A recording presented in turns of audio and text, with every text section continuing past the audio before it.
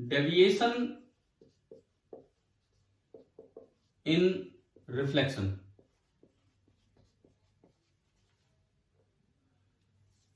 This is the deviation in reflection.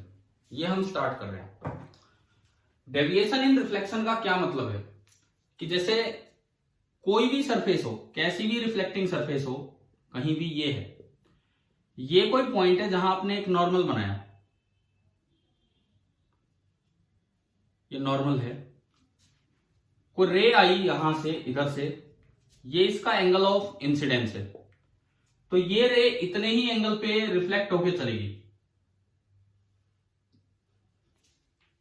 ये incident ray, ये reflected ray. अब बात आती है कि डेविएट कितना हुई, ये हमें बताना हो।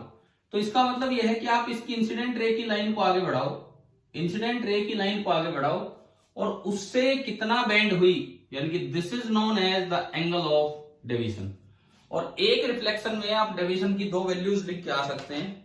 एक ही रिफ्लेक्शन में आप डेविएशन की दो वैल्यूज लिख के आ सकते हैं, यूं भी और यूं भी। हमें क्या पता है कि ये डेविएशन क्लॉकवाइज देखना है, एंटी क्लॉकवाइज देखना है, कैसे भी देखना हो सकता है। तो अगर आप इधर से देखते हैं, इधर से, तो ये जो रिफ्लेक्शन हुआ, देखो ये पूरी एक स्ट्रेट लाइन है, ये पूरी एक स्ट्रेट लाइन है यूं, तो ये जो रिफ्लेक्शन होगा दिस इज 180 डिग्री माइनस आई और आर, और आई और आर दोनों इक्वल होते हैं, तो इसको भी मैं आई लिख सकता हूं, R is also equal to I, so this is coming out to be 180 degree minus 2i। तो ये वाला तो जो डेविएशन है that is pi minus 2i। जब तक वैल्यू ना पता हो आप रेडियन में लिखा करो। और ये किस सेंस में आया, ये इसकी सेंस है एंटी क्लॉकवाइज, ये जिस तरह से दिखाया एंटी क्लॉकवाइज। और इसी डेविएशन को आप यूं भी लिख सकते थे, इधर से लिखेंगे तो क्या होगा, इस साइड से लिखेंगे तो क्या होगा, ये वाला डेविएशन, इसी को मैं डेविएशन दोबारा बोलूं यहाँ पे। देखो ये पूरा 180, ये पूरा 180 और ये 2i और है, so this is equal to pi plus 2i, and ये आपकी सेंस होगी क्लॉकवाइज। तो किसी भी प्लेन मिरर ही नहीं, कैसी भी सरफेस हो, किसी भी सरफेस पे अगर रिफ्लेक्शन हुआ है, किसी भी सरफेस पे अगर रिफ्लेक्शन हुआ है, तो जो एंगल ऑफ डेविएशन होगा वो इस तरह से मेजर होता है, या तो पाई माइनस 2i या पाई प्लस 2i। जनरली छोटे वाला एंगल लिया जाता है और वो आपका क्या हो जाएगा, पाई माइनस 2i। समझ में आ गया यहां तक? ठीक है। अब दो स्पेशल केसेस, एक को बोलते हैं नॉर्मल इंसिडेंस, दो बड़े स्पेशल केस हैं, एक को बोलते हैं नॉर्मल इंसिडेंस एंड एक को बोलते हैं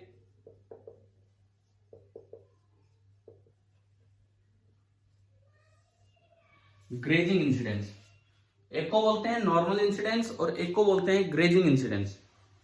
इनमें क्या डिफरेंस है, नॉर्मल इंसिडेंस जो भी सरफेस है, मतलब जरूरी नहीं प्लेन सरफेस हो, मैं फिर बोलता हूं, कैसी भी सरफेस हो, ये पॉलिश्ड सरफेस होती है जिसपे आप एरो लगा देते हो इस तरह से, जो रे आएगी, मान लो इस जगह आनी है और इस जगह ये नॉर्मल लाइन है, ये आपकी नॉर्मल लाइन है, जो रे आएगी ये angle of incidence along the normal करना चाहते हो तो आई बिल्कुल कितना कर दीजिए आप, 0।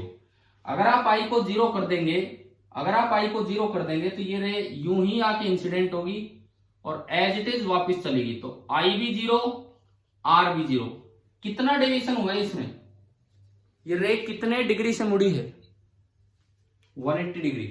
देखो यूं जा रही थी और यूं घूम गई। अब चाहिए उधर से देखो, चाहिए इधर से, मैं कहता हूं चाहिए आप ये फॉर्मूला लगाओ और चाहिए लगाओ, I0 रखोगे तो इसमें जो डेविएशन हुआ दैट इज इक्वल टू पाई, और ना तो क्लॉकवाइज बोलने की जरूरत है ना एंटी क्लॉकवाइज, सेम होगा। दूसरा है ग्रेजिंग इंसिडेंस। ग्रेजिंग इंसिडेंस में क्या होगा, ग्रेजिंग इंसिडेंस में कुछ इस तरह की सरफेस है, यहां पे हमें ये नॉर्मल दिखाया, ग्रेजिंग मतलब इस सरफेस को बस छूते हुए ये रे निकल गई, ऑलमोस्ट टच करते हुए, तो जो एंगल ऑफ इंसिडेंस है दैट इज नियरली 90 डिग्री। तो जैसा एंगल ऑफ इंसिडेंस होता है वैसा ही एंगल ऑफ रिफ्लेक्शन होता है, तो जो आर भी होगा वो भी आपका 90 डिग्री हो जाएगा। 90 डिग्री मतलब पाई/2।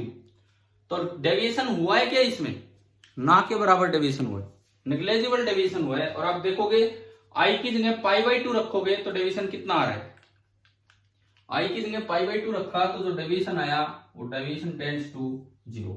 तो रिफ्लेक्शन में डेविएशन कैसे देखा जाता है, क्या ये समझ में आ गया?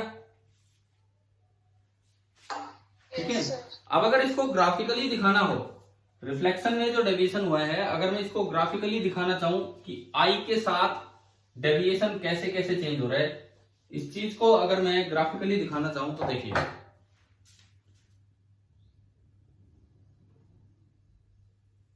ये आई है,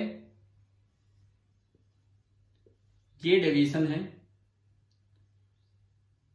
आपका ये पूरा लेक्चर रिकॉर्ड नहीं हो पाया था, बीच में अपने आप ही बंद हो गया था कहीं पे कैसे क्या, तो मैं बाद में दोबारा से जो डेविएशन वाला पार्ट है यहां से हम स्टार्ट कर रहे हैं। ये आई है, ये डेविएशन है। अब देखिए, अगर आप फॉर्मूला यूज करें deviation is equal to π-2i, तो आप इस फॉर्मूले को यूं देखिए, deviation is equal to -2 into I and plus sum pi. क्या y equal to mx plus c form दिख रही है आपको? हाँ भाई, ये y एक्सिस, ये स्लोप नेगेटिव, ये x एक्सिस और ये y इंटरसेप्ट c। हाँ भाई बताओ, ये समझ में आया कैसे ग्राफ बनेगा? तो इसका जो y इंटरसेप्ट है वो तो है पाई, y इंटरसेप्ट तो है पाई। जो एंगल ऑफ इंसिडेंस है वो 0 डिग्री से और 90 डिग्री तक चला करता है, 0 से π/2 तक। और ये ग्राफ एक स्ट्रेट लाइन बनेगा जिसकी स्लोप होगी -2, π/2 तो और भी छोटा होगा, आधे में आएगा। ये ग्राफ जो है 0 से और π/2 तक ही चलेगा, एंगल ऑफ इंसिडेंस 90 डिग्री तक ही जाता है। तो ये जिस तरह का ग्राफ है ये ऐसा ग्राफ बनेगा, ऐसा। अभी बताओ, ये डेविएशन का ग्राफ आई के साथ समझ में आया कैसे बनाया हमने? इस वाले एक्सप्रेशन से π-2i।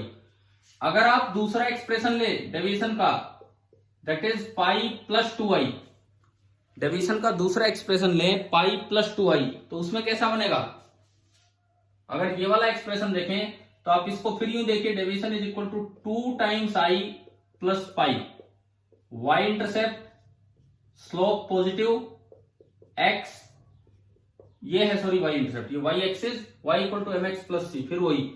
तो c से ये दूसरा ग्राफ स्टार्ट होगा, लेकिन दूसरा ग्राफ ऊपर की तरफ चलेगा। दूसरा ग्राफ जो है वो ऊपर की तरफ चलेगा और इस तरह से कहां तक जाएगा, कहां तक जाएगा ये ग्राफ? जब आप π/2 इसमें रखेंगे, i की जगह π/2 इसमें रखेंगे तो पाई प्लस पाई कितना हो गया? It is coming out to be 2π। तो ये एंगल ऑफ डेविएशन का एंगल ऑफ इंसिडेंस के साथ ग्राफ है। आप चाहे ऐसे बता सकते हो, चाहे ऐसे बता सकते हो। और एक और खास बात, आपने एक बार डेविएशन ऐसे बता दिया π-2i, ये वाला ग्राफ मेरा Δ1 का है। एक बार मैंने डेविएशन बता दिया π+2i, ये वाला ग्राफ मेरा Δ2 का है। आप किसी भी वक्त इन दोनों का सम देखिए कितना आ रहा है, 2i से 2i कैंसिल, किसी भी वक्त इन दोनों का सम कितना आएगा? 2π। 2π का इसका क्या मतलब है कि अगर मैं कोई भी एंगल ऑफ इंसिडेंस लूं, कोई भी एंगल ऑफ इंसिडेंस, एक ये डेविएशन और एक ये डेविएशन, मतलब ये आपका Δ2 है किसी भी वक्त, ये आपका Δ1 है, और इन दोनों का सम फिक्स है कि Δ1 प्लस Δ2 इज इक्वल टू 2π। आप बताओ कि आपको ग्राफिकल वेरिएशन समझ में आ गया कि डेविएशन एंगल ऑफ इंसिडेंस के साथ कैसे चलेगा? हाँ भाई बोलिए, ग्राफिकली ये बात समझ में आ गई है कि नहीं, किस तरह का ग्राफ बनेगा डेविएशन और आई के बीच का? सर ग्राफ बता। ग्राफ का जो एक्सप्रेशन है उनको देखो आप, ग्राफ के आप एक्सप्रेशन देखो। यूं बताओ, अभी हमने फॉर्मूला निकाला Δ1 π-2i, या फिर उसी डेविएशन को आप बोल सकते हैं Δ2 π+2i। आप इसको यूं लिखिए कि Δ1 that is equal to -2 into I plus sum pi. ये y एक्सिस लूंगा मैं, ये मैं y एक्सिस लूंगा Δ1, और इधर मैं x एक्सिस लूंगा। तो क्या ये उस तरह की इक्वेशन बनेगी नहीं, y equal to M X plus C, linear equation बन गई y equal to M X plus C. हाँ जी, ठीक है। तो y equal to M X plus C में जो c है वो y इंटरसेप्ट होता है, तो इसका y इंटरसेप्ट पाई है, तो ये ग्राफ पाई से स्टार्ट होगा। स्लोप नेगेटिव है, स्लोप नेगेटिव है तो ये नीचे की तरफ आएगा, स्लोप नेगेटिव है तो ये यूं आएगा, ये ऑब्ट्यूस एंगल। अब आप इसमें देखो, जब i 0 था, जब i 0 रखोगे तो डेविएशन 1 पाई होगा, और i की मैक्सिमम से maximum value angle of incidence की होती है 90 डिग्री, पाई बाई 2। जब आप i को पाई बाई 2 रखोगे तो 2 से 2 कटा, माइनस पाई प्लस पाई कितना हो गया, क्या 0 पे आ गया कि नहीं, ये ग्राफ 0 पे आ गया। बताओ ये पहला ग्राफ समझ में आया, फर्स्ट ग्राफ, ठीक है। अब आप दूसरा वाला ग्राफ देखिए, दूसरे वाला सेकंड ग्राफ आप देखिए, i के साथ डेल्टा 2 का, फिर से इसको उसी तरह से कंपेयर करो, delta 2 is equal to 2 times i plus pi, y equal to M X, ये एक्स एक्सिस है, y एक्सिस है, प्लस c। तो शुरू तो ये भी पाई से ही होगा, ये जो डेल्टा 2 वाला ग्राफ है ये भी शुरुआत तो पाई से ही हो रही है, लेकिन इसकी स्लोप पॉजिटिव है, तो 0 से हमें पाई बाई 2 तक ग्राफ बनाना होता है। जब i 0 रखोगे तो ये पाई से शुरू हो रहा है, और जब i को पाई बाई 2 रखोगे तो ये पाई बचेगा, और पाई प्लस पाई कहां तक पहुंच गए ग्राफ, 2 पाई तक। और जो ग्राफ है, क्योंकि y equal to M X plus C form है, तो ये जो ग्राफ बनेगा, ये ग्राफ आपका कैसा बनेगा, स्ट्रेट लाइन। अभी बताओ दोनों ग्राफ अलग अलग क्लियर हुए? हाँ जी, घर में बोलिए। तो अब मैंने क्या किया था, मैंने इन दोनों को इकट्ठा एक में ही दिखा दिया था कि भाई ये डेल्टा 1 वाला नीचे जाएगा और डेल्टा 2 वाला ऊपर। फिर दूसरी बात मैंने ये बताई, ये किसी भी वक्त डेल्टा 1 है, उसी एंगल पे ये डेल्टा 2 है, तो अगर आप डेल्टा 1 प्लस डेल्टा 2 करोगे तो i से इंडिपेंडेंट आ रहा है, 2i से 2i कट जाएगा। किसी भी एंगल पे देखोगे, किसी भी जनरल एंगल पे, तो इन दोनों डेविएशंस का सम 2 पाई मिलेगा। तो मैंने ये बताया, मैंने ये कोई जनरल एंगल i दिया, इस पे ये है डेल्टा 1 और उस पे ये है डेल्टा 2, इसका और इसका सम, इसका और इसका जो सम है वो हर जगह कितना होगा, 2 पाई। अभी बताओ क्या graphical variation of deviation with angle of incidence clear हुआ कि नहीं हुआ, कैसे दिखाया? ठीक है, चले हम आगे डेविएशन के बाद। इसके बाद देखें, डेविएशन पढ़ने के बाद अब हम प्लेन मिरर की तरफ चलते हैं कि रिफ्लेक्शन बाय प्लेन मिरर।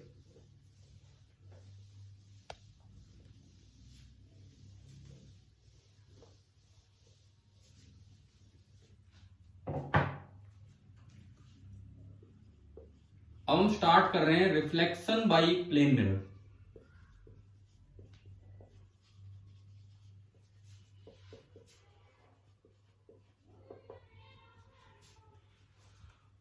अच्छा, इसमें सुनो, जैसे ये कोई भी प्लेन मिरर है, कोई भी ये प्लेन मिरर है, इसके सामने कहीं ऑब्जेक्ट रखा हुआ है, इसके सामने कहीं भी ऑब्जेक्ट रखा हुआ है रिफ्लेक्टिंग सरफेस की तरफ।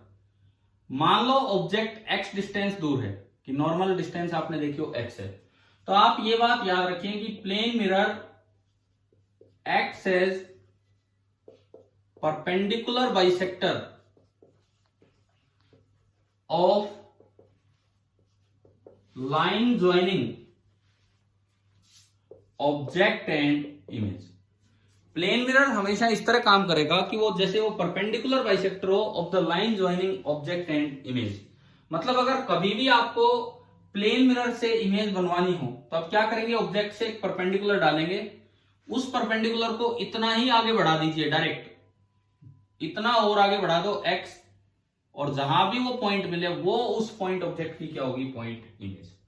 प्लेन मिरर से इमेज बनाना इतना आसान है कि जहां भी ऑब्जेक्ट है आप उसकी रिफ्लेक्टिंग साइड से, मिरर की रिफ्लेक्टिंग साइड पर ऑब्जेक्ट से परपेंडिकुलर डालिए, उतना ही और आगे बढ़ा दो उस लाइन को, वो इमेज की लोकेशन होगी। अब अगर रेज से दिखाना हो, रे डायग्राम से, तो आप यूं दिखा सकते हैं, देखें जैसे एक रे इधर बनाई, इसको ना पहले यूं ज्वाइन कर लो पीछे कि भाई ये यहां जानी थी और ये रिफ्लेक्ट होगी। एक रे ऊपर बनाई, इसको भी पहले ही यूं ज्वाइन कर लो, नहीं तो पता नहीं फिर कहां मिलवा दोगे आप, और फिर रिफ्लेक्ट आगे बढ़ा दो कि ऐसे भी। अब देखो, जो point of intersection of incident raise है जो point of intersection of incident raise है वो तो है ऑब्जेक्ट, और जो point of intersection of reflected raise है वो है आपकी इमेज। अब एक बात ये है, क्या यहाँ पे रिफ्लेक्टेड रे असल में मिली है कहीं जाके? क्या रियल में रिफ्लेक्टेड रे मिली है क्या कहीं पे जाके? नहीं मिली। तो ऐसी इमेज पीछे होती नहीं है। आप यूं बताओ, आप मिरर में अपनी तस्वीर देख रहे हो, आप मिरर में अपनी तस्वीर देख रहे हो, आपके घर पे कोई और मेंबर, आपकी मम्मी है, वो साइड में खड़ी है, तो क्या उनको भी आप पीछे नजर आते दिखोगे? भाई पीछे हमारा बच्चा खड़ा है, बताओ ना। आप मिरर में अपनी इमेज देख रहे हो, अपनी इमेज देख रहे हो, आपकी मम्मी साइड में है, तो क्या उन्हें भी आप पीछे दिखते हो क्या मिरर के पीछे? नहीं दिखते, क्योंकि वहां इमेज है ही नहीं। तो इस तरह की इमेज को बोला जाता है कि ये कैसी इमेज है? Virtual image. लेकिन जो ऑब्जेक्ट था, ऑब्जेक्ट कैसा था? ऑब्जेक्ट आपका कैसा था? Real object. और जो इमेज बनी है वो कैसी बनी है? Virtual image. देखो, point of intersection of incident rays वो ऑब्जेक्ट होता है। अगर असल में रेज मिल रही हैं तो रियल ऑब्जेक्ट है, और रेज भी ऐसे हवा में कहीं बढ़ा के मिलानी पड़ी तो वो वर्चुअल ऑब्जेक्ट है। Similarly point of intersection of reflected raise होती है इमेज। एक्चुअली अगर कहीं वो मिली है तो रियल इमेज होती है, और पीछे बढ़ा के मिलानी पड़ी तो वो कैसी होंगी? आपकी वर्चुअल इमेज। मैं इसी में एक वर्चुअल ऑब्जेक्ट का डायग्राम बना के दिखाता हूं आपको। एक वर्चुअल ऑब्जेक्ट का डायग्राम। सपोज ये कोई प्लेन मिरर है और किसी एक ऑब्जेक्ट पॉइंट के कोरस्पॉन्डिंग ऐसी रेज आ रही है, ऐसे किसी एक ऑब्जेक्ट पॉइंट के कोरस्पॉन्डिंग ऐसी रेज है। These are the incident rays. अब ये बताओ, ये इंसिडेंट रे मिल पाई है कहीं मिरर से पहले? नहीं मिली है। तो आपको इनको बढ़ा के आगे देखना होगा, बढ़ा के आगे देखना होगा। अब ये जो ऑब्जेक्ट का काम करेगा, ये कैसा ऑब्जेक्ट होगा? यहां पे वर्चुअल ऑब्जेक्ट। ठीक है। अब ऑब्जेक्ट से आप क्या कीजिए, जो अभी किया था वही काम। ऑब्जेक्ट से आप मिरर पे एक परपेंडिकुलर डालिए। सपोज ये दूरी x है, उस परपेंडिकुलर को इतना ही आगे बढ़ा दो, इतना ही आगे बढ़ा दो, x ही आगे। तो इसकी जो इमेज बनेगी, वर्चुअल ऑब्जेक्ट की इमेज यहां बनेगी। कैसे बनेगी? ये रे रिफ्लेक्ट होके यूं आएगी, और ये वाली रे रिफ्लेक्ट होके यूं आ जाएगी, और ये दोनों रेज यहां मिल गई हैं, तो रियल में रे जाके मिली हैं, तो this is the real image. अब कोई कहे कि अगर ऑब्जेक्ट पीछे की तरफ है मिरर के, तो क्या उसकी इमेज बनेगी? नहीं बनेगी, अगर वो रियल ऑब्जेक्ट है। रियल ऑब्जेक्ट तो आगे ही होगा, लेकिन अगर वर्चुअल ऑब्जेक्ट पीछे है, मतलब रेज आगे से ही आ रही है, तो वर्चुअल ऑब्जेक्ट पीछे होगा, तो फिर जाके इमेज बन जाएगी। क्या ये दोनों डायग्राम क्लियर हुए कि नहीं हुए? आपको बताओ एक बार। हाँ जी बोलिए। ये ऊपर वाला डायग्राम तो बच्चों के दिमाग में रहता ही रहता है, और इससे कई भ्रांतियां ऐसी पैदा हो जाती हैं। वो सोचते हैं कि plane mirror always forms a virtual image. ठीक है, इस तरह के डायग्राम को देख के लगता है कि plane mirror forms a virtual image, but plane mirror can form real image if the object is virtual. क्या ये पॉइंट समझ में आ गया? सेकंड वाला क्या है कि अगर कोई कहीं से रे रिफ्लेक्ट होके आए, अगर कहीं से रे रिफ्लेक्ट होके आए, तो ऐसा हो सकता है कि वो रेज इस पे मिलने से पहले, जैसे मैं एक एग्जांपल दूं, सपोज ये कोई लेंस है, हम आगे पढ़ेंगे वैसे ये चीजें। लेंस, यहां कोई ऑब्जेक्ट है, इससे यूं रे गई, इससे यूं रे गई, और ये यहां इमेज बननी थी। मैं कहता हूं भाई यहां इमेज बननी थी, ठीक है, पढ़ेंगे आगे लेंस। लेकिन अब किसी ने बीच में मिरर लगा दिया, अब किसी ने बीच में मिरर लगा दिया, तो क्या ये रे वहां तक पहुंच पाई है? मिरर अगर बीच में आ गया तो नहीं पहुंची। तो इस तरह की, तो अब रे तो इंसिडेंट हो रही है, मिरर पे रे तो इंसिडेंट हुई है, तो इसका मतलब रिफ्लेक्शन तो होगा और इमेज तो बनेगी। लेकिन इस तरह का जो ऑब्जेक्ट है, ऑब्जेक्ट तो वही है इंसिडेंट रे के कोरस्पॉन्डिंग। अब ये जो ऑब्जेक्ट है, ये कैसा ऑब्जेक्ट कहलाएगा? कौन सा ऑब्जेक्ट है ये?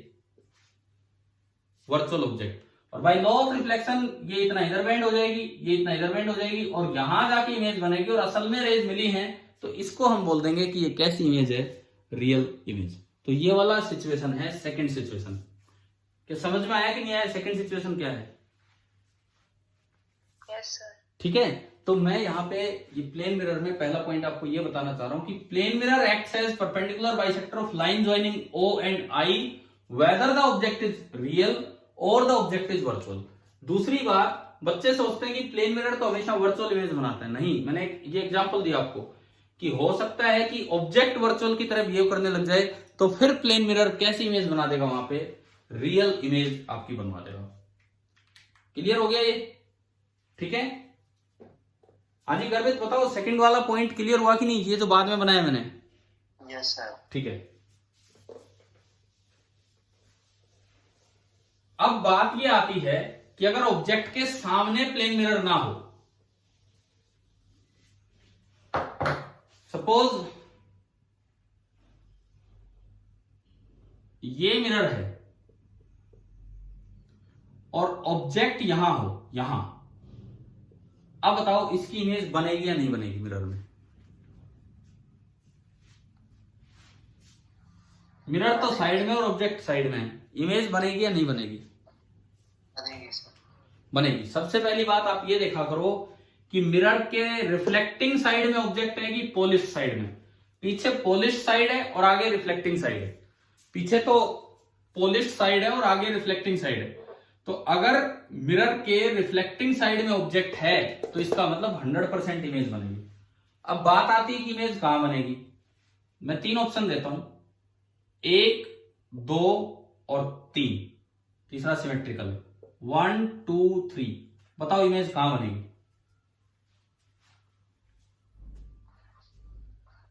कहां बनेगी बताओ?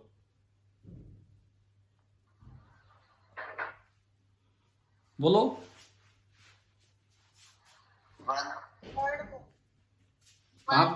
1 पे।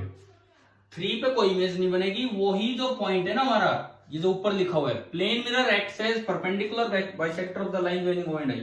आप प्लेन मिरर की लाइन को बढ़ा लो, चाहे मिरर ना हो कोई बात नहीं, आप प्लेन मिरर की लाइन को बढ़ा लीजिए एक बार। मिरर नहीं है कोई बात नहीं, वो लाइन जो है वो परपेंडिकुलर बाइसेक्टर का काम करेगी। यहां से आपने एक परपेंडिकुलर डाला, यहां से एक परपेंडिकुलर डाला, सपोज ये डिस्टेंस है x, तो इसको आगे बढ़ाया तो ये डिस्टेंस भी x ही होगी। जहां भी x हो जाएगा वहीं जाके आपकी इमेज बनेगी। तो फिर यार एक बात बताओ, मेरे को शीशे के सामने जाने की जरूरत क्या है? मान लो मिरर साइड में लगा है, मैं तो कहीं भी दीवार के सामने खड़ा होकर अपने बाल कंघी कर लूंगा। फिर अगर यहां भी इमेज बन रही है और मेरे सामने इमेज बन रही है, तो फिर मुझे मिरर पे जाने की जरूरत ही क्या है? क्या ये सवाल आ गया क्या समझ में, क्या पूछ रहा हूं मैं? Yes sir. जब आप कह रहे हो कि सर आपके सामने इमेज बन रही है, ठीक है, मिरर की कोई जरूरत ही नहीं, मिरर तो कहीं भी कमरे में लगा दो, जब मैं यहीं पे मेरे सामने इमेज, मैं तो अपने बाल वाल कंघी कर लूंगा। क्या ऐसा होता है क्या? ये तो आपने मिरर बड़ा किया है, वैसे तो मिरर उतना ही है। क्या कह रहे हो, दोबारा बोलना गर्वित। ये आपने मिरर बड़ा किया, वैसे तो उतना ही है मिरर। ये लो, मिरर तो छोटा कर दिया, मिरर तो उतना ही है। मैं तो इमेज, इसका मतलब मिरर बड़ा किया तभी इमेज बनी, मिरर उतना था तब नहीं बन रही थी इमेज। बन रही थी सर। तो फिर मैं अब यही तो पूछ रहा हूँ, मिरर तो इतना सा है, वो तो इमेज को लोकेट करने का तरीका है, वो तो इमेज को लोकेट करने का तरीका है, तो इसको थोड़ा बढ़ा के देख लिया। अब मेरा सवाल ये है, जब मेरे सामने मेरी इमेज बन रही है, तो क्या मैं अपने बाल वाल ठीक कर सकता हूँ क्या बिना मिरर के सामने जाए? तो क्यों नहीं कर पा रहे? आप तो कह रहे हो इमेज आपके सामने बन रही है, फिर भी मैं नहीं देख पा रहा अपनी इमेज को। इसका रीजन दो ना आप। जैसे अभी एक बच्चे ने बोला था कि सर ये तो मिरर बड़ा कर दिया। नहीं, मिरर बड़ा नहीं किया था हमने, मिरर बड़ा नहीं किया। इमेज तो तब भी बनेगी जब मिरर छोटा है, छोटे मिरर से भी बन रही है इमेज। ये तो तरीका था कैसे। सर जो ओ के अपोजिट साइड में खड़ा होगा उसको दिख जाएगा। हाँ, मतलब जो यहाँ होगा ना, सुनो, जो यहाँ होगा उसको इमेज दिखेगी। तो इसका मतलब इस क्वेश्चन से एक नई चीज, एक नया पॉइंट जो आ रहा है, that is the field of view. Field of view, field of view वो इलाका होता है जिसमें आप उस इमेज को देख पाते हैं। फील्ड ऑफ व्यू वो इलाका है जिसके अंदर आप उस इमेज को देख पाएंगे। देखो कैसे कैसे होता है फील्ड ऑफ व्यू, क्या होता है सुनिए। आप फील्ड ऑफ व्यू बनाना चाहते हो, पहले एक बार ऑब्जेक्ट की इमेज बना लो, सिंपल एक्स और एक्स आगे बढ़ा के, फिर इमेज से मिरर के दोनों एंड पॉइंट्स को ज्वाइन कीजिए। इमेज से मिरर के दोनों एंड पॉइंट्स को ज्वाइन करके और उन लाइनों को आगे बढ़ा दो। इमेज से मिरर के दोनों एंड पॉइंट्स को ज्वाइन करके उन लाइंस को आगे आप बढ़ा दो, एंड ये जो इलाका है this is called the field of view of image. कि वो जो इमेज है, जैसे अभी एक बच्चे ने बोला कि इसके अपोजिट को इधर खड़ा होगा उसको दिख जाएगी, और ऐसा होता भी है। मिरर यहां लगा है, मैं इधर से देखूंगा मुझे उधर वाली चीजें दिखेंगी, उनको मैं दिखूंगा, इस तरह का काम होता है। तो कारण यही है कि इस ऑब्जेक्ट की जो इमेज बनी उसका फील्ड ऑफ व्यू इधर आ रहा है, तो यहां ये खुद भी अपनी इमेज नहीं देख सकता, लेकिन कोई साइड वाला आपकी इमेज देख सकता है। तो फील्ड ऑफ व्यू कैसे होता है, क्या समझ में आ गया? ठीक है, ये ऐसा क्यों बना, सुनो इसका रीजन। एक रिफ्लेक्टेड रे इस कॉर्नर पे लो, वो एक इंसिडेंट रे इस कॉर्नर पे लो तो वो रिफ्लेक्ट होकर यूं चलेगी, और एक इंसिडेंट रे इस कॉर्नर पे लो वो रिफ्लेक्ट होकर यूं चलेगी, और बीच वाली तो इनके बीच में आनी है सारी की सारी। ना तो इससे इधर कोई रिफ्लेक्टेड रे पहुंच पाएगी, ना इससे उधर कोई रिफ्लेक्टेड रे पहुंच पाएगी। सो this is the field of view. इस तरह से फील्ड ऑफ व्यू बनाया जाता है। इसका यह मतलब हुआ कि अगर मिरर बड़ा होता तो क्या इमेज की लोकेशन में कोई चेंज आता? अगर मिरर बड़ा होता तो क्या कोई चेंज नहीं आता। बस फर्क क्या हो जाता, आप खुद फील्ड ऑफ व्यू में शामिल हो जाते। अगर आपके सामने मिरर होता, सपोज ये मिरर यहां तक होता, तो अब फील्ड ऑफ व्यू इधर बढ़ जाता यूं, और फील्ड ऑफ व्यू इतना बड़ा हो जाता और आप खुद उसके फील्ड ऑफ व्यू में हो जाते, तो आप अपनी इमेज देख पा रहे होते। यानी कि मिरर के साइड से, प्लेन मिरर के साइड से इमेज की लोकेशन पे कोई फर्क नहीं पड़ेगा। क्या ये पॉइंट क्लियर हो गया कि नहीं? यस। ठीक है। अच्छा अब सुनो एक और बात। मान लो कभी मैं आपके लिए इसमें ऑप्टिक्स में अगर मैं कोई 5-7 मिनट का वीडियो कोई डालता हूं तो आप देख लिया करो। कारण यह है कि कुछ वीडियोस प्री रिकॉर्डेड है, मैंने ऑप्टिक्स एनटीएससी वालों को पढ़ाई है, सारे वीडियो में यूज नहीं कर रहा हूं, मैं तो आपको पूरा दोबारा करवाऊंगा उनसे भी थोड़ा सा और डिटेल में। लेकिन कुछ एक ऐसे पॉइंट्स है जो जैसे 5-7 मिनट के होंगे, तो वो मैं कभी कभार अगर डालूं तो आप लोग अपने आप, मैं उसको प्रॉपरली प्लेलिस्ट में फिट कर दूंगा कि कहां पे वो चीज आने लायक है। देख पाओगे ना 5 से 10 मिनट के वीडियो अगर कभी डाले जाते तो। ठीक है, कर लिया करो ये काम भी। अच्छा जी, प्लेन मिरर से हमने फील्ड ऑफ व्यू और इमेज को लोकेट करना सीख लिया। अब हम ये सीखें कि अगर एक्सटेंडेड ऑब्जेक्ट है तो प्लेन मिरर साइज कितना बनवाता है, इमेज का साइज कितना होगा विद रिस्पेक्ट टू ऑब्जेक्ट। तो size of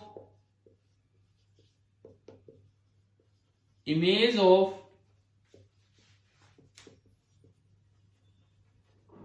extended objects, size of image of extended objects जो कि प्लेन मिरर ने बनाया होगा। सपोज ये प्लेन मिरर है,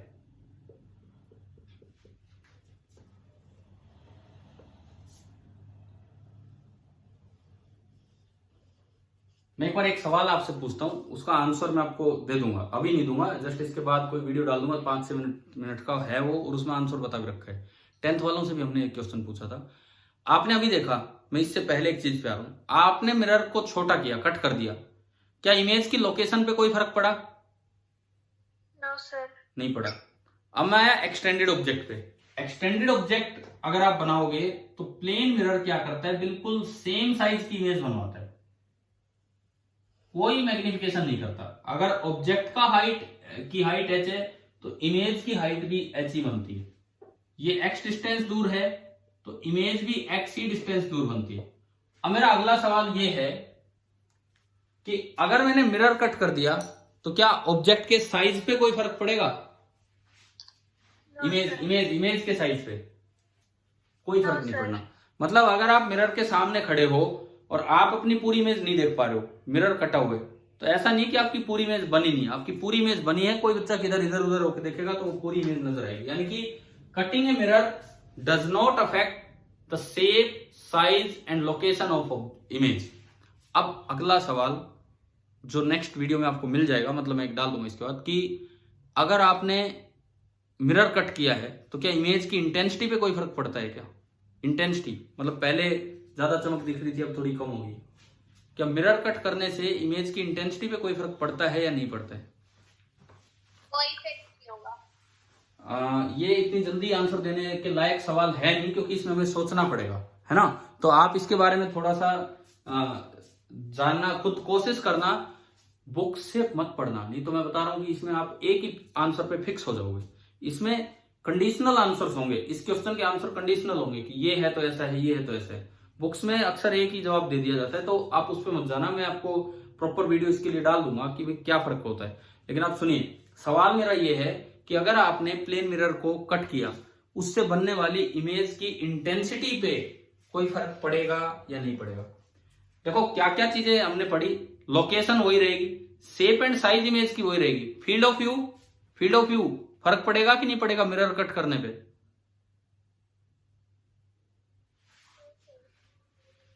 फील्ड ऑफ व्यू पे फर्क पड़ेगा या नहीं करेगा मिरर कट करने पे, बताओ। चेंज होगा, छोटा हो जाएगा। फील्ड ऑफ व्यू चेंज होगा, छोटा हो जाएगा। अभी यही तो था, मिरर छोटा था तो आप अपनी इमेज नहीं देख पा रहे, आप फील्ड ऑफ व्यू से बाहर हैं। मिरर बड़ा हो गया तो फील्ड ऑफ व्यू भी बड़ा हो गया। यानी कि मिरर कट करने से फील्ड ऑफ व्यू पे तो फर्क पड़ता है, फील्ड ऑफ व्यू डिक्रीज हो जाता है। अब बात ये, एक इंटेंसिटी वाला सवाल मैंने आपके लिए छोड़ा है जो आप पता करोगे। अब यहाँ पे एक टर्म डिफाइन होती है, सुनो, जिसको बोलते हैं linear magnification.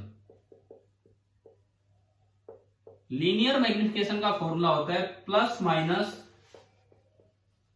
Height of image upon height of object. Plus minus height of image upon height of object. Plus होगा या माइनस होगा डिपेंड करता है कि ऑब्जेक्ट के रेस्पेक्ट में इमेज इन्वर्टेड है कि इरेक्ट है। तो आप ये बताओ, जैसा ऑब्जेक्ट है वैसी इमेज बनती है कि नहीं प्लेन मिरर में। जब हम खड़े होते हैं तो हमारा सर हमें ऊपर ही दिखता है या उल्टी इमेज नजर आती है,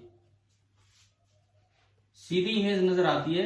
तो वहां पे मैग्निफिकेशन लिया जाएगा positive if erect image and negative if inverted image with respect to object. तो फिलहाल तो पॉजिटिव है। और हम ये भी जानते हैं कि जितना हमारा ऑब्जेक्ट का साइज होता है उतना ही इमेज का साइज होता है, तो दोनों h बाई h कट जाते हैं। तो प्लेन मिरर का मैग्निफिकेशन आपको याद रखना है, प्लेन मिरर का मैग्निफिकेशन कितना होता है, +1। ठीक है, ये बात याद रखना, प्लेन मिरर का मैग्निफिकेशन होता है पॉजिटिव और 1। और मैग्निफिकेशन आगे कर्व्ड मिरर में आएगा तो वहां ज्यादा इंपॉर्टेंट चीज है। यहाँ पे एक आसान सी चीज थी कि भाई मैग्निफिकेशन होता क्या है। अब बात यह है, क्या प्लेन मिरर कोई इन्वर्जन नहीं करवाता, क्या हमेशा सीधी इमेज दिखाता हमें, या प्लेन मिरर में भी उल्टी इमेजेस दिखती हैं। भाई प्लेन मिरर में मैग्निफिकेशन नहीं करवाया, सीधी इमेज बनी, but it does lateral inversion. Lateral inversion क्या होता है, लेटरल इन्वर्जन क्या होगा, ये ऊपर का नीचे, नीचे का ऊपर नहीं दिखाएगा, लेकिन ये लेफ्ट का राइट और राइट का लेफ्ट दिखाएगा। प्लेन मिरर कभी भी ऐसा नहीं दिखाता, आप उसके सामने खड़े हो तो नीचे वाली चीज ऊपर दिखे, ऊपर वाली चीज नीचे, लेकिन लेफ्ट वाली चीज राइट में दिखेगी और राइट वाली चीज आपकी लेफ्ट में दिखेगी। प्लेन मिरर ये करवाता है लेटरल इन्वर्जन। जैसे आप अपना नाम लिखो तो क्या मिरर में सही पढ़ने में आता है, फिर वो कोई लिखे हुए अक्षर हैं, क्या वो मिरर में देखते हैं तो सीधे दिखते हैं। मान लो मैं सपोज कीजिए जस्ट जैसे मेरा ही नाम लिखता हूं, हिंदी में लिख रहा हूं मैं, ये नाम लिखा। अब ये मिरर में कैसा नजर आएगा बताओ, मिरर में ये किस तरह का नजर आएगा। आगे वाली चीज जो मिरर के पास है वो इधर बनेगी, ये यूं, फिर ये यूं। मैं तो भाई अप्रोक्सीमेटली बना रहा हूं कैसा क्या बनना है, और ये फिर यूं। क्या ऐसा कुछ हो जाता है कि नहीं बताओ, ये लिखे हुए वर्ड्स नहीं पढ़े जाते सही मिरर में। इस चीज को बोल देते हैं लेटरल इन्वर्जन। ये जो चीज है ये लेटरल इन्वर्जन है। और अगर आप मिरर लाके इसको देखोगे तो वो फिर सीधा नजर आएगा। आपने एम्बुलेंस के ऊपर लिखा हुआ एम्बुलेंस वर्ड देखा है, सामने जो लिखा रहता है, क्या वो सीधा लिखा रहता है या खुद लेटरल इन्वर्जन करके लिखते हैं, उल्टा लिखते हैं। क्यों लिखते हैं, क्योंकि अगर वो सीधा लिखेंगे तो मिरर, भाई सामने वाली गाड़ी का जो ड्राइवर है को खिड़की में से निकल के थोड़ी देखता है कि कौन आ रहा है पीछे, वो अपने मिरर में देखता है, मिरर में देखता है। हाँ, तो जब वो उल्टा लिखेंगे तो मिरर में सीधा दिखेगा, तो ये होता है लेटरल इन्वर्जन, इसीलिए एम्बुलेंस पे ऐसा लिखा जाता है। तो प्लेन मिरर किस तरह की क्या काम करता है, क्या ये बातें आगे होंगी समझ में? ठीक है, सबसे आसान रिफ्लेक्शन में प्लेन मिरर ही है, सबसे आसान जो पार्ट है that is the plane mirror.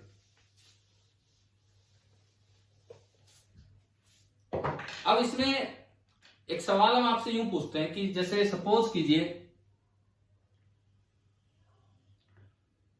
ये कोई मिरर है, ये कोई भी मिरर है और ये कोई इंसान है,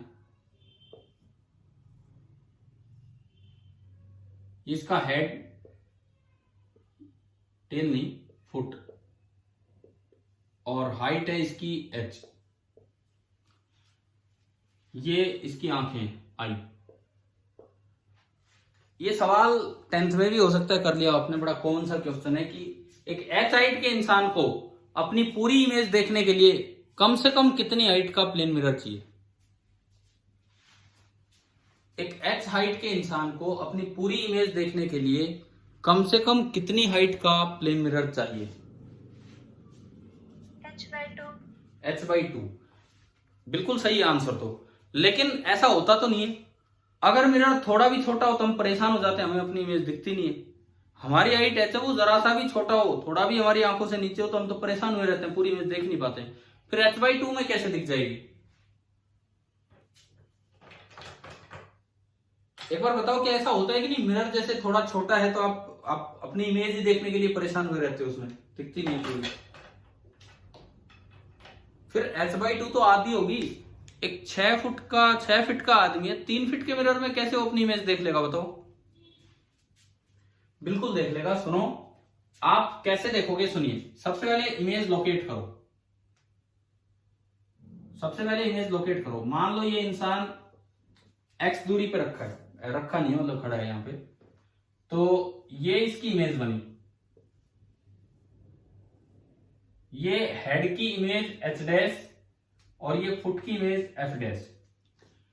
अगर ये डिस्टेंस x है तो ये भी x ही होगी प्लेन मिरर में। अब देखो ये देखेगा तो अपनी आंखों से, ये अपनी आंखों से वो पूरी इमेज देखना चाहता है जो सामने इमेज बनी है। तो आप इमेज के टॉप पॉइंट से इसकी आंख को ज्वाइन कर दो, इमेज के टॉप पॉइंट से, एक बार तो इमेज के टॉप पॉइंट से इसकी आंख को ज्वाइन कर दो, और एक बार इमेज के बॉटम पॉइंट से, फुट से इसकी आंख को ज्वाइन कर दो। ये अब ये चाहे मिरर कैसे भी रखा हो, इसके लिए केवल इतना पार्ट काम आ रहा है मिरर का, केवल इतना पार्ट कि ये ज्यादा से ज्यादा रिफ्लेक्टेड रे ऊपर वाली ले रहा है अपनी आंखों पे, और नीचे से बस ये नीचे वाली रिफ्लेक्टेड रे। केवल इतना पार्ट इसके लिए मिरर का यूजफुल है, ना तो ऊपर वाला पार्ट कोई काम आ रहा है ना ही नीचे वाला पार्ट। ये रेज कैसे आई होंगी, देखो ये तो यहां से गई होगी यूं, रिफ्लेक्ट होके यूं आ गई, और ये यहां से गई होगी यूं और रिफ्लेक्ट होके यूं आ गई। बीच वाला कोई भी पार्ट ये देखेगा अपनी बॉडी का तो वो इसी पार्ट से रिफ्लेक्ट होके गई है, इसी पार्ट से। यानी कि जो मिनिमम साइज है वो ये है कि अगर आप बस इसको भी इसी जगह फिट कर दो, वो तो क्या होगा, 3 फीट का मिरर लेकर नीचे रख दोगे तब नहीं दिखेगा, बिल्कुल इसी लोकेशन पे फिट कर दोगे तो ये अपनी पूरी इमेज देख पाएगा। और अगर ये हाइट h है, मैं इसको बोल देता हूं h', या मैं निकालना है, इसको मैं बोल देता हूं h'। सिमिलर ट्रायंगल से आसानी से ये चीज निकल जाएगी। देखो ये m1, ये m2, ये e, ये h' और f'। मैं एक ट्रायंगल लेता हूं, एक ट्रायंगल में ले रहा हूं, ये थोड़ा सा ऊपर की तरफ गई है, इसको मैंने बोला h', इस नीचे वाले पॉइंट को बोल दिया f', ये I पॉइंट E, बीच में ये m1, ये मिरर का वो पॉइंट है जो हमें जरूरी चाहिए, m1 और m2। आप क्या करो, एक परपेंडिकुलर डाल दो E से, ये आपको दिख रहा है कि ये डिस्टेंस x है तो ये दूरी तो x होगी, और एक परपेंडिकुलर अगले पे डाल दो और ये कंप्लीट डिस्टेंस हो जाएगी 2x, ये x और ये 2x। आप एक बार ये बताओ ट्रायंगल EM1M2 क्या ये सिमिलर है कि नहीं ट्रायंगल EH', के? क्या ट्रायंगल EM1M2 और ट्रायंगल EH', सिमिलर है कि नहीं है? बताओ। अरे ये एक लाइन पैरेलल होंगी, ये दोनों पैरेलल होंगी तो ये दोनों एंगल भी इक्वल, कोरस्पॉन्डिंग एंगल, ये दोनों एंगल भी इक्वल, कोरस्पॉन्डिंग एंगल, और ये कॉमन एंगल। तो जब तीनों तीनों एंगल इक्वल हो गए तो ये ट्रायंगल सिमिलर होगी। समझ में आया यहां तक? अगर सिमिलर ट्रायंगल है तो क्या प्रॉपर्टी होती है सिमिलर ट्रायंगल्स की? सिमिलर ट्रायंगल्स की कौन सी प्रॉपर्टी अक्सर हम यूज करते हैं कि रेशियो ऑफ साइड्स इक्वल होते हैं। रेशियो ऑफ साइड्स और रेशियो ऑफ परपेंडिकुलर इक्वल होते हैं। तो रेशियो ऑफ साइड देखो, एक की साइड है m1 m2 और एक की साइड है h डैश f डैश, और परपेंडिकुलर एक में परपेंडिकुलर x है और दूसरे में ये पूरा परपेंडिकुलर देखोगे तो 2x है। x से x गया, m1 m2 है h डैश जो आपको मिरर की हाइट चाहिए, और h डैश f डैश पूरा h है। तो जो h डैश आया वो निकल के आ गया h/2, यानी कि जो minimum height of mirror required है दैट विल बी h/2। ये रिजल्ट है जो बच्चे ने डायरेक्ट बता दिया था। अब दूसरी बात, क्या ये रिजल्ट डिस्टेंस डिपेंडेंट है कि नहीं, कि आप मिरर से कितनी दूर खड़े हो या कितनी पास खड़े हो? क्या ये मिरर डिस्टेंस डिपेंडेंट है या नहीं है, बताओ? क्या x पे डिपेंड कर रहा है ये रिजल्ट, या x कैंसिल हो गया? x तो कैंसिल ही हो गया है। It means x minimum required, mirror की जो मिनिमम हाइट चाहिए वो कितनी चाहिए आपको? h/2, and this thing is independent of distance between person and mirror।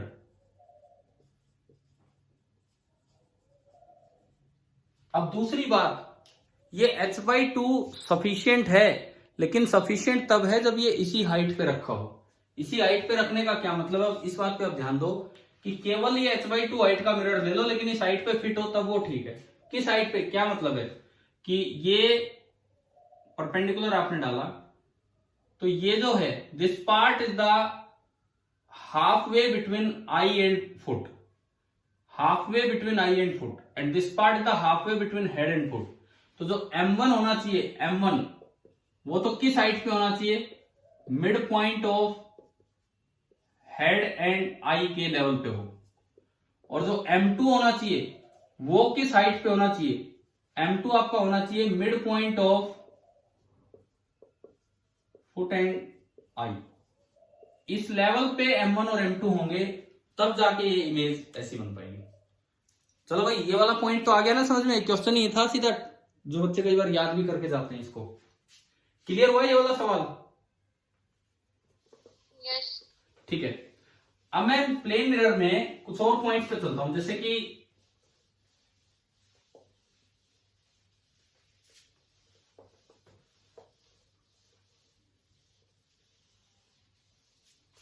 बात ये आती है कि ये भी आपने फॉर्मूले कुछ सुने होंगे, पढ़े होंगे, तो मैं दो प्लेन मिरर लेके कितनी इमेज बनेंगी ये कैसे लोकेट करना है, इस चीज को हम कैसे समझे।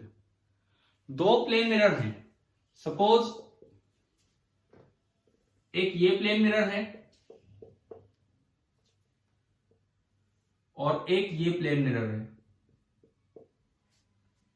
एक प्लेन मिरर का नाम मैंने बोला m1 और एक का नाम बोला m2। दोनों के बीच का एंगल है 30 डिग्री, और हमने एंगल बाइसेक्टर पे भी नहीं, किसी एक पर्टिकुलर लाइन पे एक ऑब्जेक्ट रखना है। ये 10 डिग्री और ये 20 डिग्री, टोटल एंगल है 30 डिग्री। एंड इस लाइन पे मैंने कहीं ऑब्जेक्ट रख दिया, इस लाइन पे ये मैंने ऑब्जेक्ट रख दिया यहां पे। अब आपको बताना है कि कितनी इमेजेस बनेंगी, टोटल नंबर ऑफ इमेजेस कितनी बनेंगी। यहां मेरा सवाल है, locate all the images formed by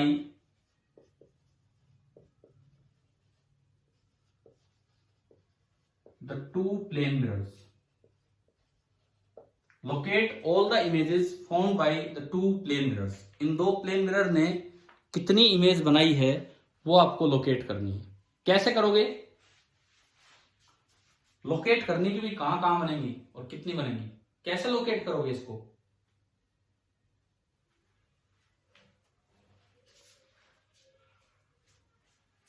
जैसे मान लो हमने पढ़ा कि ऑब्जेक्ट और image perpendicular bisector, mirror perpendicular bisector काम करेगा, एक I1 होगी, एक आपने परपेंडिकुलर यहां डाला, इसको बढ़ा दिया, ये I2 होगी। इसके बाद क्या 2 इमेज बनेंगी कि और भी बनेंगी?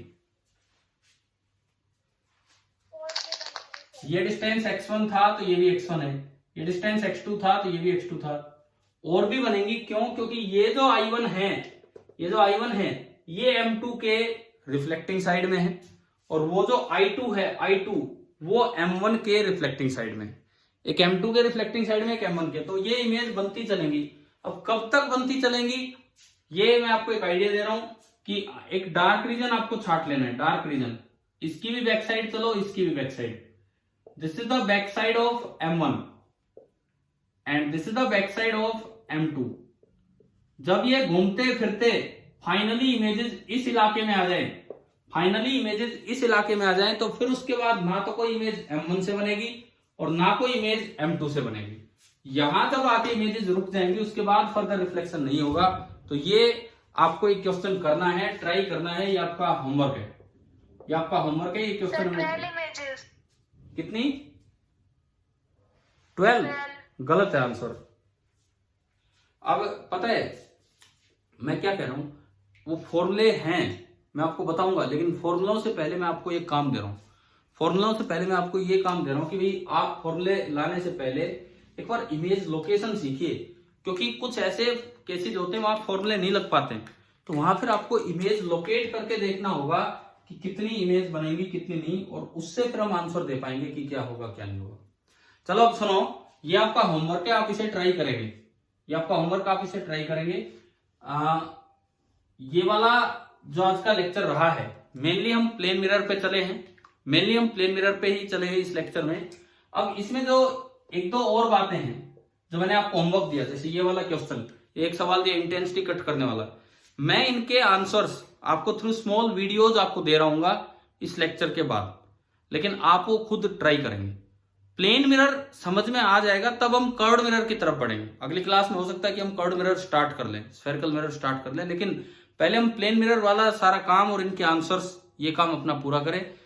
ऐसे अगर आप सिलेबस में देखते हो ना, सिलेबस या एनसीईआरटी टेक्स्ट बुक, वो सीधा स्फेरिकल मिरर से स्टार्ट होता है, कर्व्ड मिरर से, सीधा कर्व्ड मिरर से स्टार्ट होता है। चाहे आप 12th का सिलेबस देखो, चाहे आप ये एनसीईआरटी टेक्स्ट बुक देखें, लेकिन उतना ही इंपॉर्टेंट है रिफ्लेक्शन का बेसिक समझना, जो कि प्लेन मिरर से हमें समझ में आता है। तो आज की क्लास को मैं यहीं फिनिश कर रहा हूं। इसके बाद आप ये ट्राई कीजिए, आपको इनके जवाब मिल जाएंगे थ्रू वीडियो लेक्चर्स। उसके बाद फिर हम कल आगे बढ़ते हैं। ठीक है भाई? ठीक है, ओके बाय।